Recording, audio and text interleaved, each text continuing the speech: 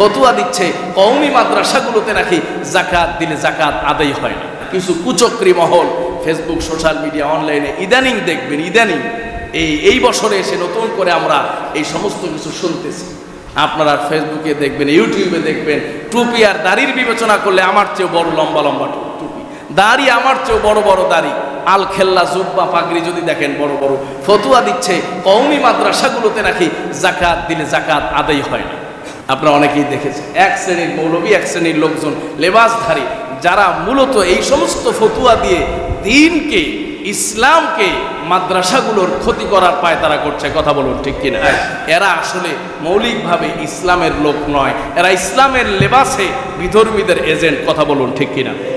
সম্মানিত ভাইয়েরা, আপনারা জানেন যে 1866 সালে ভারতে দারুল উলুম দেওবন্দ প্রতিষ্ঠা হয়েছে। আজ থেকে প্রায় 150 বছর প্লাস সময় আগে এই দারুল উলুম দেওবন্দ সিলসিলার মাদ্রাসাগুলো পৃথিবী জুড়ে আজকে ইসলামের খেদমত করে যাচ্ছে, সহি দ্বীন প্রতিষ্ঠায় কাজ করে যাচ্ছে।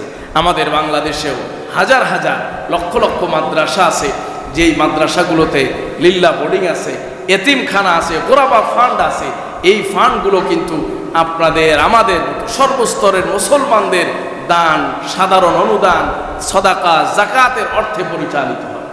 সম্মানিত ভাইয়েরা, এই যে একটা বিশাল জনগোষ্ঠী, একটা বিশাল জনবল, যেখানে আজকে যে সমস্ত মানুষগুলো অনেকেই নষ্ট হয়ে যাওয়ার কথা, অনেকেই সন্ত্রাস হওয়ার কথা, ক্যাডার হওয়ার কথা, মাদকাসক্ত হওয়ার কথা, বিভিন্ন রাস্তায় রাস্তায় ঘুরে হয়ে থাকার কথা, বরঞ্চ এই জনগোষ্ঠী আজকে সমাজের বোঝা হওয়ার কথা।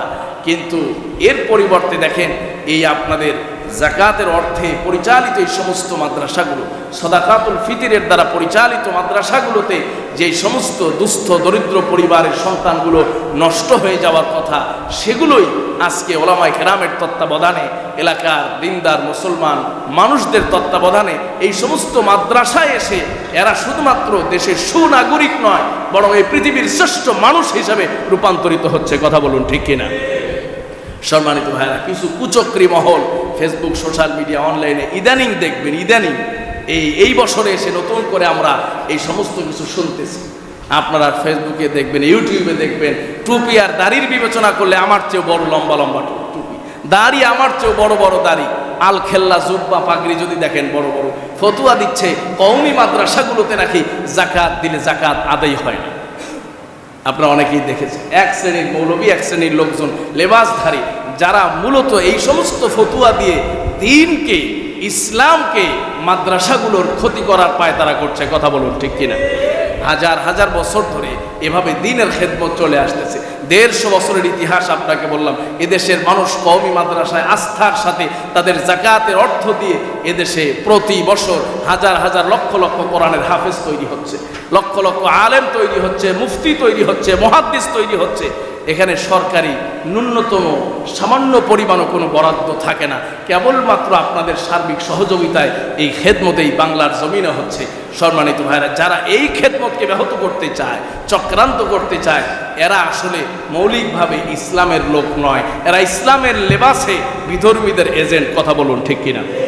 সম্মানিত ভাইরা, এজন্য আমি আপনাদের কাছে বিনীতভাবে আহ্বান করব যে আপনারা সব সময় যাকাত দেওয়ার ক্ষেত্রে যেভাবে মাদ্রাসাগুলোকে চুজ করেন, কওমি মাদ্রাসাগুলোর এতিমখানা, লিল্লা বোর্ডিংগুলোকে আপনারা বাছাই করেন এবং সেখানে অনুদান করেন, অবশ্যই এই রমজানেও আপনারা এই বিষয়টি খেয়াল রাখবেন। সম্মানিত ভাইয়েরা, আরও সবচেয়ে আমাদের জন্য গুরুত্বপূর্ণ বিষয়, যেহেতু আমাদের বাইতুল হুদা জামে মসজিদ সংলগ্ন একটি এতিমখানা প্রতিষ্ঠান আছে, আপনি দেখবেন এই সমস্ত মাদ্রাসাগুলো মাঝে মাঝে যাবেন যে আমরা টাকাটা দেই কোথায়, এই দিয়ে কি হয়। আপনি অবাক হবেন যে এই যে ফরিদাবাদ মাদ্রাসা যদি আপনি যান, যাত্রাবাড়ি মাদ্রাসা যদি আপনি যান, আমাদের 3 জনের সংসার চলে না। 2000 লোক একসাথে বোর্ডিংয়ের খানা যখন উত্তোলন করে, দেখবেন কি পরিমাণ খানা সেখানে প্রয়োজন হয়, কি পরিমাণ অর্থের প্রয়োজন হয়। 3000, 5000, 7000, 8000 ছাত্র এরকমও মাদ্রাসা বাংলার জমিনে আছে না নাই? সম্মানিত ভাই, এখানে কিন্তু সরকারের পক্ষ থেকে প্রতি মাসে কোটি টাকার বরাদ্দ দেওয়া হচ্ছে না, 1 টাকাও আসে না। এই সব টাকাগুলো আপনাদের অর্থ, আপনাদের টাকা। সম্মানিত ভাইয়েরা, আমাদের হাজী নওয়াব আলী দারুল উলুম হাফিজিয়া মাদ্রাসা, আপনি এখানে গিয়েও দেখবেন এমন অনেক বাচ্চা আছে যেগুলো প্রাইভেট প্রতিষ্ঠানে পড়া তো দূরের কথা, 500 টাকা খরচে মাসে পড়ার কোনো সামর্থ্য নাই। সেই ছেলেপেলেগুলো, সেই বাচ্চাগুলো এখানে আলহামদুলিল্লাহ আপনাদের টাকায় গড়ে ওঠা পরিচালিত এই মাদ্রাসায় আসার পরে তারা কোরআনের হাফেজ হয়ে যাচ্ছে, সুবহানাল্লাহ পড়ে। এরা দেশের বোঝা হচ্ছে না, দেশের সুনাগরিক হচ্ছে, আবার এরা বেকারও নাই। এই জনগোষ্ঠী পৃথিবীতে একমাত্র, বাংলাদেশে একমাত্র জনগোষ্ঠী যাদের চাহিদা সবচাইতে কম। 7,000 টাকা দিলেও আপনি একটা মাদ্রাসার শিক্ষক পাইবেন, কথা কোন ঠিক কিনা? 7,000 টাকা একজন রিক্সাওয়ালা কামায়, এর চেয়ে কয়েক গুণ বেশি কামায়। এই জন্য এই জনগোষ্ঠী এই দেশের জন্য রহমত, এই জনবল এই দেশের জন্য বরকত। শুধু তাই নয়, আন্তর্জাতিকভাবে এখন হাফেজদের বড় ডিমান্ড। আমাদের বাংলাদেশের এই 1-2 হাজার না, লক্ষাধিক হাফেজ আছে যারা কাতার, কুয়েত, ওমান, বাহরাইনে, মিশরে যারা বিভিন্ন মসজিদের দায়িত্ব পালন করেন এবং এরা লক্ষ টাকার উপরে বেতন পান। সেখান থেকেও আমাদের দেশে রেমিটেন্স আসে, কথা বলুন ঠিক কিনা? সম্মানিত ভাইয়া, এই জন্য আমি একই সাথে যাকাত আদায় করতেছি, যাকাত আদায় হয়ে যাচ্ছে। একই সাথে আমি কোরআনের হাফেজ তৈরি করার সওয়াবের ভাগী হয়ে যাচ্ছে।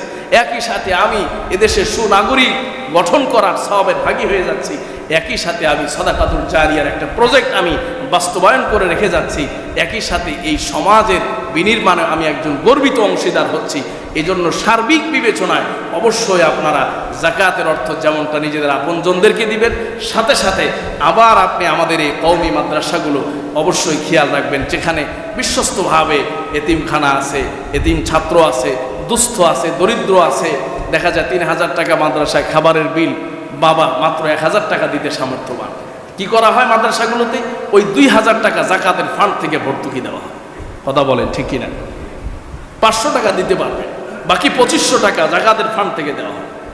এই জন্য সব মাদ্রাসাগুলোতেই আমরা বলি যে আপনার ছেলে যে খানা খাবে 3,000 টাকা মাদ্রাসায় দিন। কীভাবে কত টাকা আপনি দিবেন? বলে যে 1500 টাকা। তারা আপনার ছেলেকে কিন্তু প্রতি মাসে 1500 টাকা যাকাত ফান্ড থেকে দেওয়া হবে। এতে কি আপনি রাজি? অভিভাবক যখন সম্মতি হয় তখনই তাকে এই সুযোগ সুবিধাগুলো দেওয়া হয়। তো এই সিস্টেমেও যদি যাকাত আদায় না হয় তাহলে কোন কাজে যাকাত আদায় হয়? কথা বলুন ঠিক কিনা? সম্মানিত ভাইয়েরা, এভাবে ইনশাআল্লাহ আমরা আমাদের যাকাত আদায় করব।